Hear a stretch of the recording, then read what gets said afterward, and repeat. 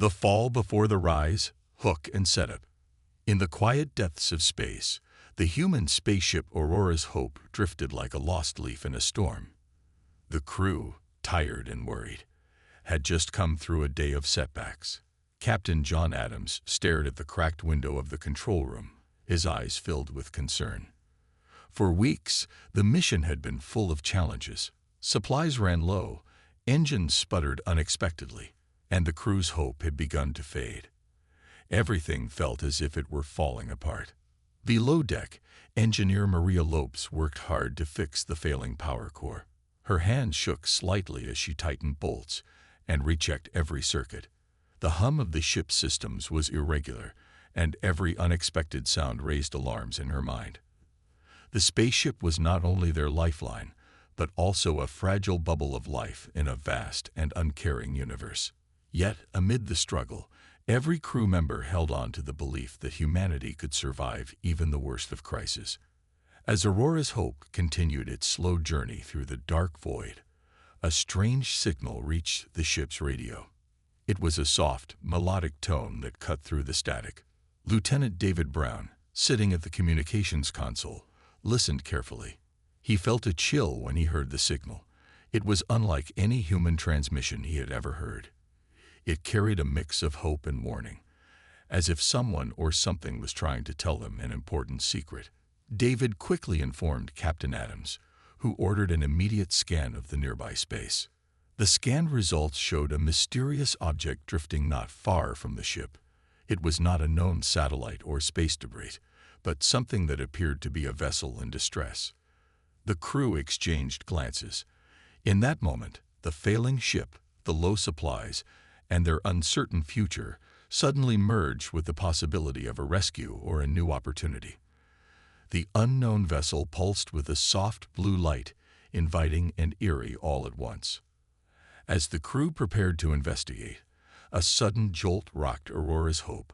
The ship shuddered violently, and alarms began to ring. The source of the disturbance was unclear, a minor meteor shower, or perhaps a fault in the ship's aging structure. But the moment was enough to heighten everyone's anxiety. The crew quickly moved to secure themselves, their hearts pounding in unison. In the midst of the chaos, Captain Adams issued calm but firm orders. "Steady now, everyone. We must stay focused." Outside, in the cold darkness of space, the unknown vessel drifted silently. Its lights flickered like distant stars, and its design was unlike anything human. It was sleek and mysterious, with curves that spoke of an alien artistry.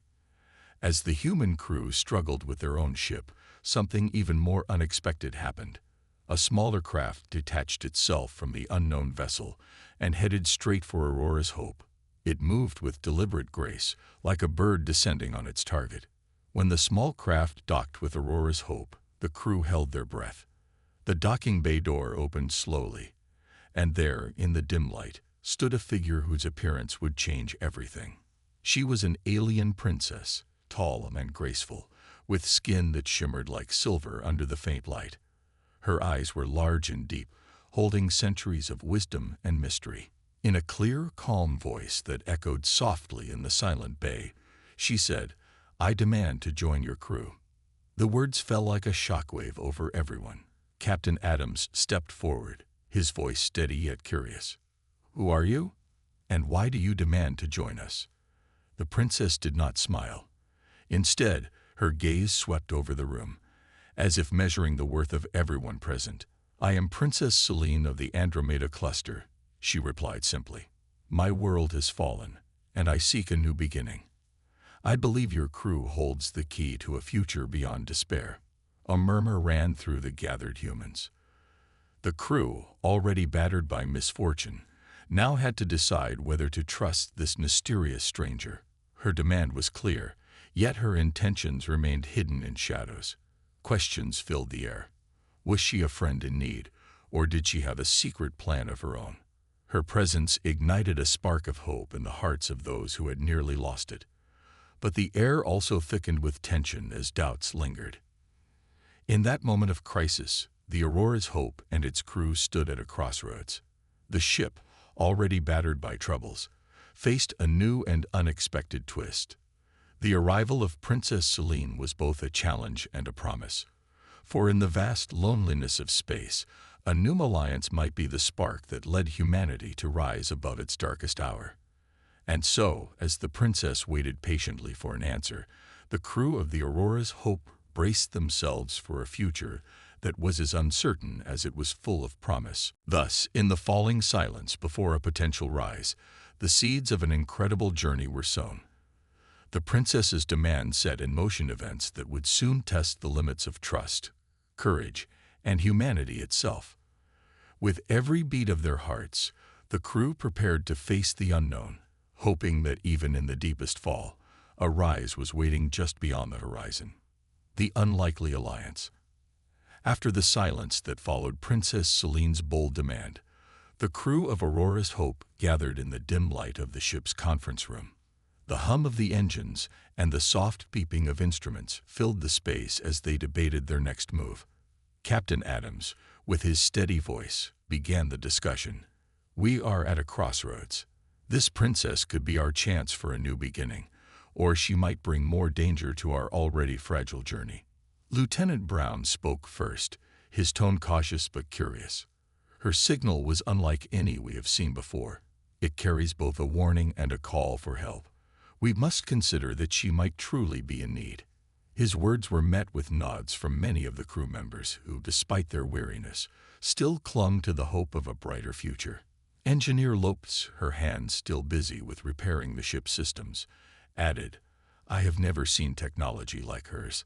It seems advanced, yet it is made with care. Maybe her people have knowledge that can help us overcome our current problems." Her statement gave the group a momentary lift in spirit, hinting that the princess's presence might bring solutions rather than more trouble.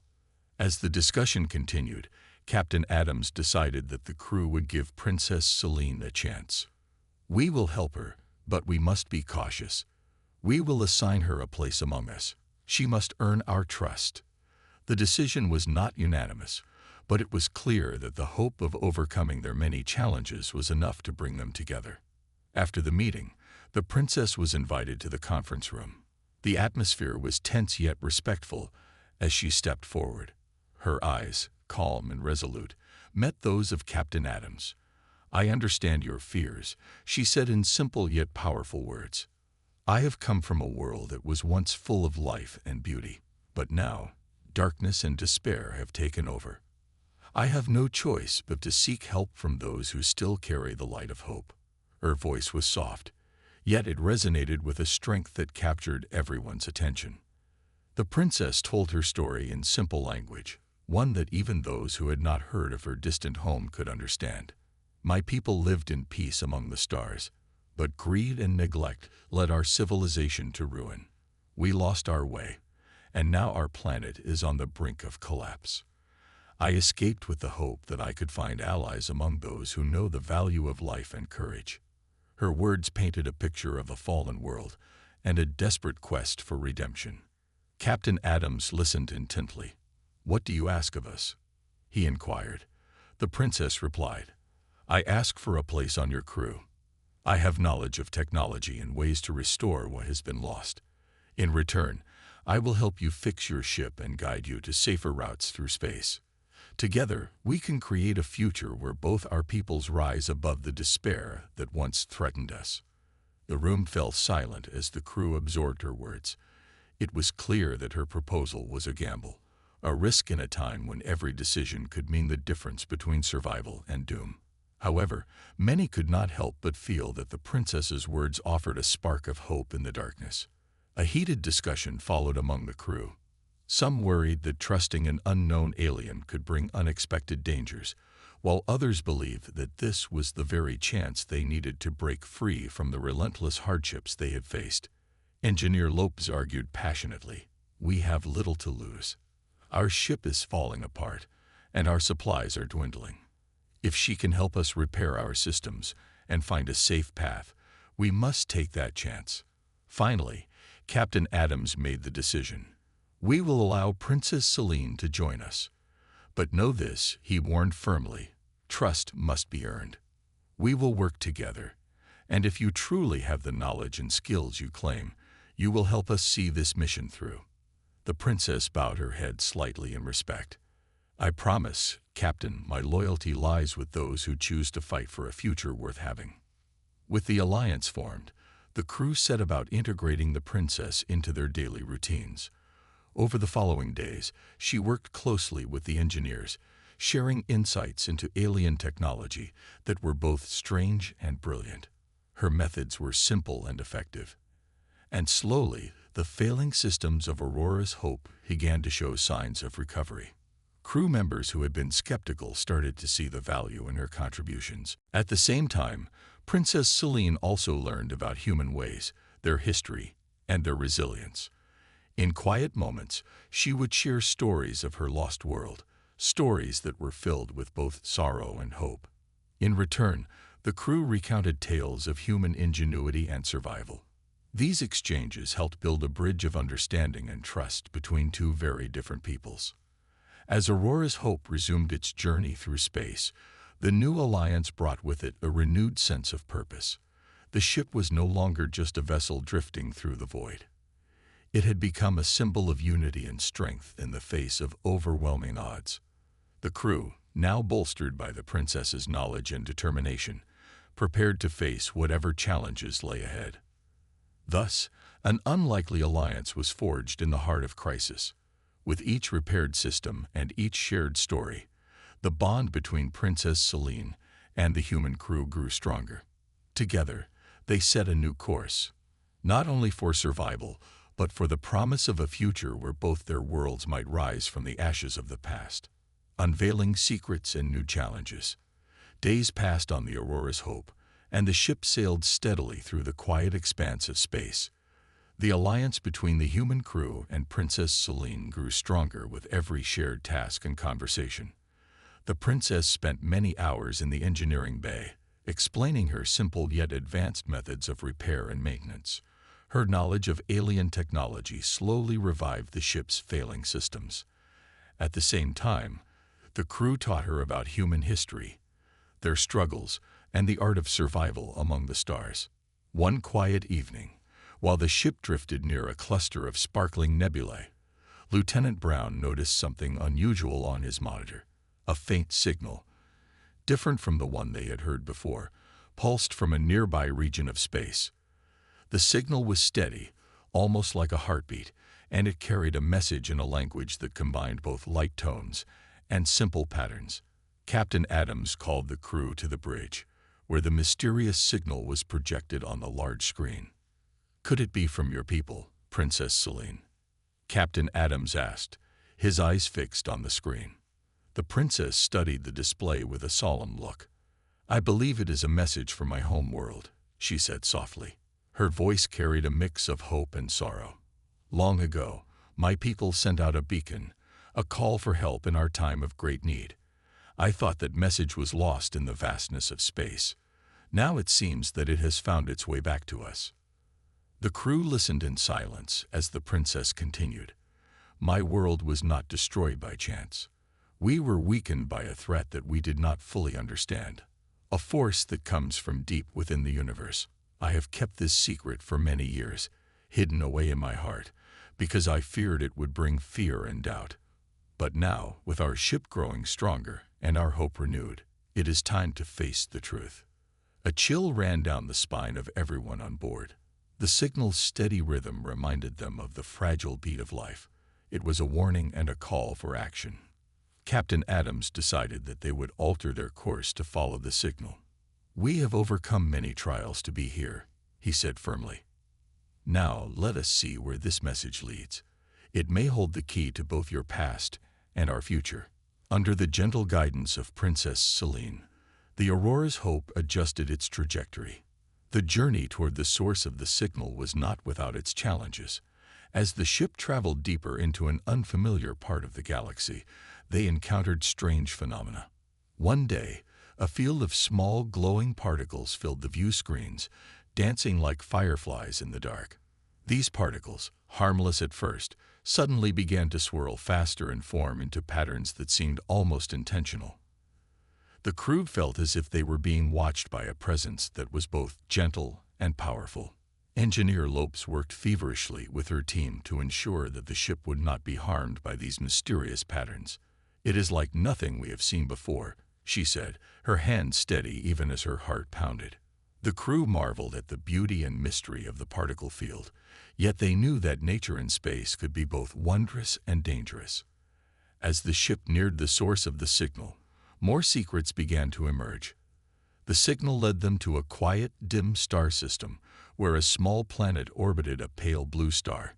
In orbit around this planet was a space station that looked old and worn, yet it carried a design that was unmistakably alien.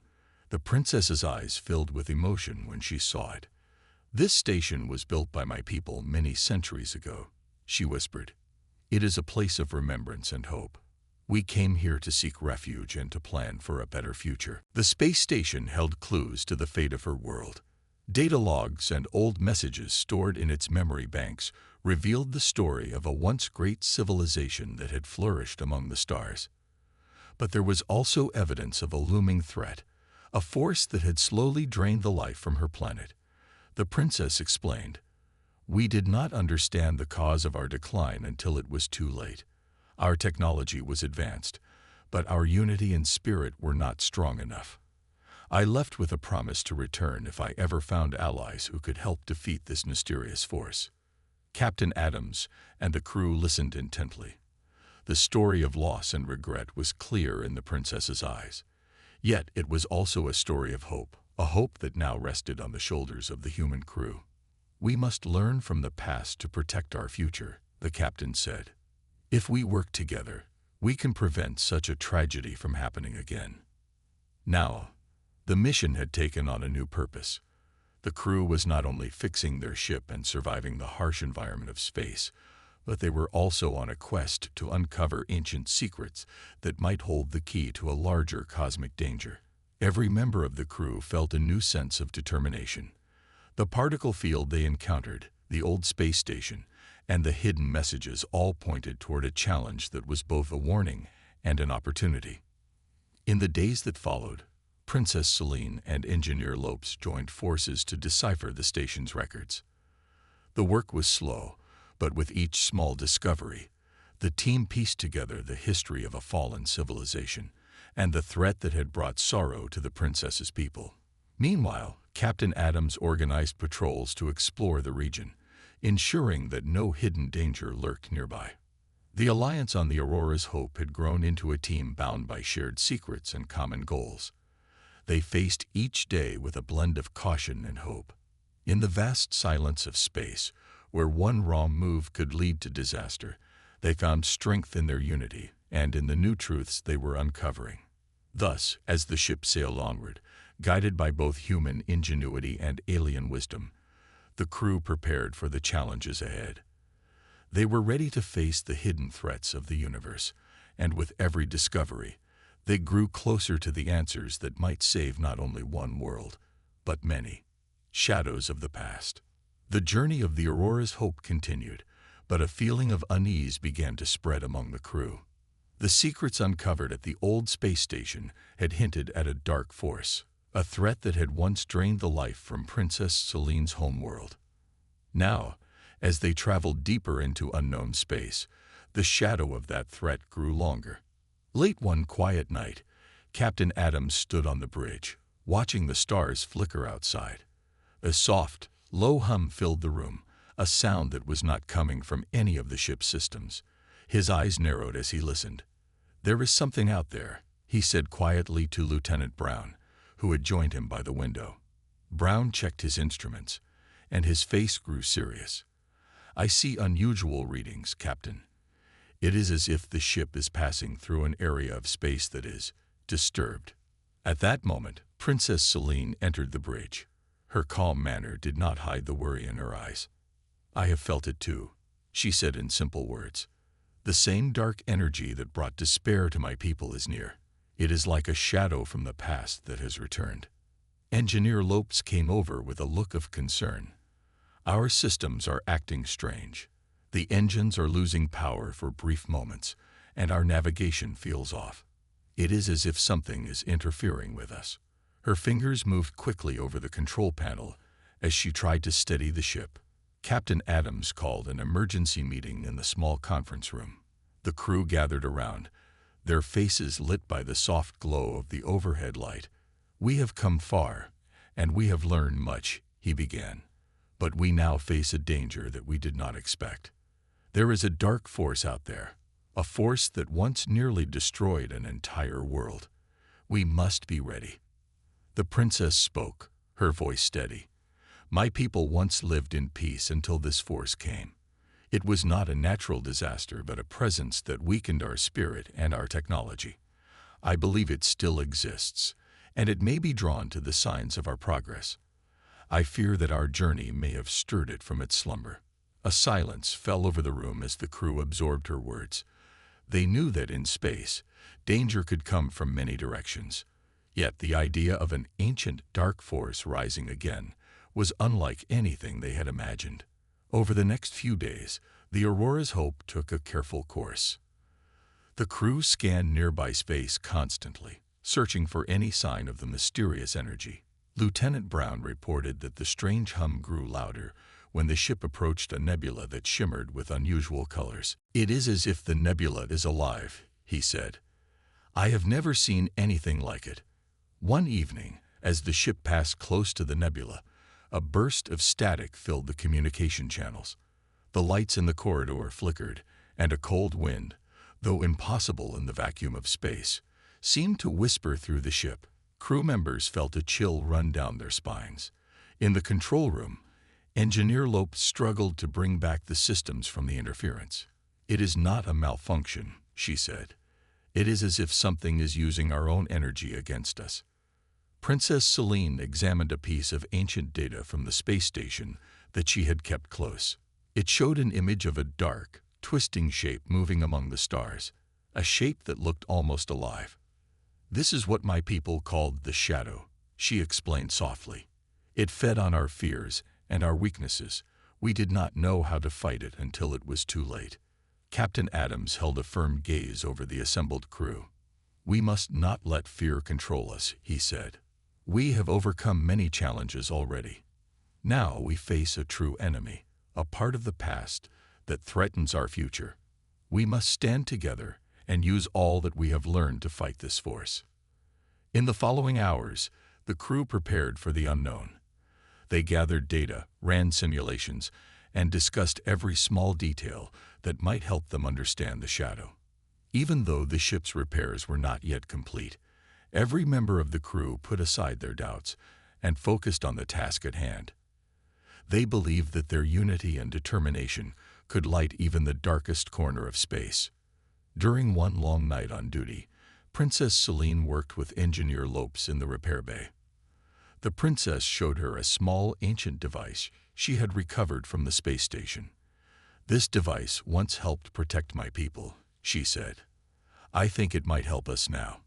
It is a tool of light, one that can push back the darkness if we learn how to use it properly." Together, they studied the device, its design simple yet filled with hidden power. Their conversation was quiet and full of hope. "I have seen both the power of light and the strength of unity," said the princess. "If we learn from our past, we can shape a future where darkness does not rule."